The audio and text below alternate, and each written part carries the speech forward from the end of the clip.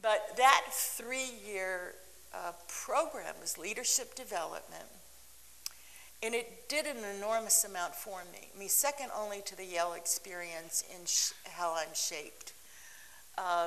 First of all, I found out a principle that I hope we have inculcated in BHENC, and that is if people tell you to act like a leader for 3 years, there's only so much that you can disagree with them. I mean, even if you know, I'm the kind of person who thought the first time somebody called me a leader, if I'm a leader, this field is in trouble. You know, I mean, it's sort of like, you got to be kidding. But that's true of any new role that you take. First time somebody said something about me being a mother, I mean, I really did have a sense of, this kid is in trouble if I'm this child's mother. There's always a gap between how something new is seen maybe by others and how you perceive it. And so I had 3 years of indoctrination with the concept of being a leader. And at the time, all of us, you could be no older than 40 and get in this program. And this was my last ascending year. There is a famous movie that Joanne Woodward was in that she talks about her last ascending summer. The summer she was 35. She figured if you have a span of 70 years in this movie. And so this was my last chance to be a young leader. So I wanted the experience. And I tell you about that age business because we were all pretty much grouped within a decade. And all of us had sort of come of age in the 60s. And the 60s were not a time when anybody admitted to being a leader. I mean, it was the flower period. It was get rid of authority. So one of the things that the Kellogg program actually, we wound up, I think many of us coming to realize, is that none of us really wanted to be a leader.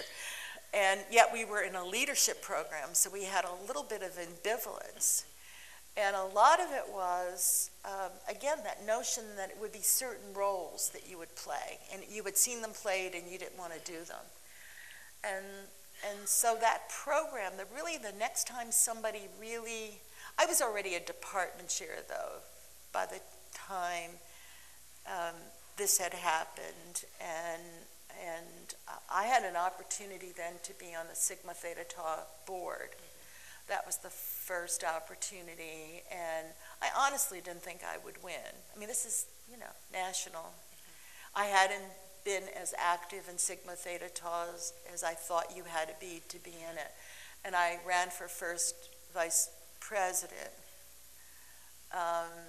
And I did actually work the crowd. In high school in freshman year, I had lost an election by 1 vote because I had not voted for myself because I thought that was egotistical. Catholic high schools are sometimes marvelous. And I realized by that experience that if you don't put yourself forward, nobody's going to do it for you. So once I did put my name in play, I did go to the different chapter exhibits during the course of the biennial convention, and I did win. And frankly, I was then on a board with phenomenal people, and just to, you know, I thought anything you had to do as a leader was well worth the people watching on the board with extraordinary people. Lucy Kelly was president. Vernice Ferguson was president-elect. Carol Lindemann was president, and then Lucy Kelly then came on, and then Vernice. But just watching these people, and then Nell Watts, who was the first executive director of Sigma Theta Tau, was a really remarkable woman.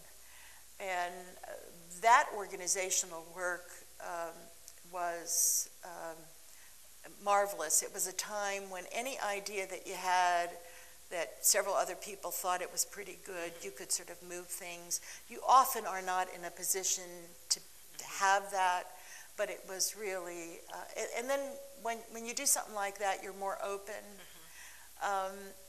I will also tell you what I told my older daughter, who is toying with an administrative role, and that is, even at times when I really didn't necessarily want to take something on, I think you sometimes do things because you'd rather be the jerker than the jerky.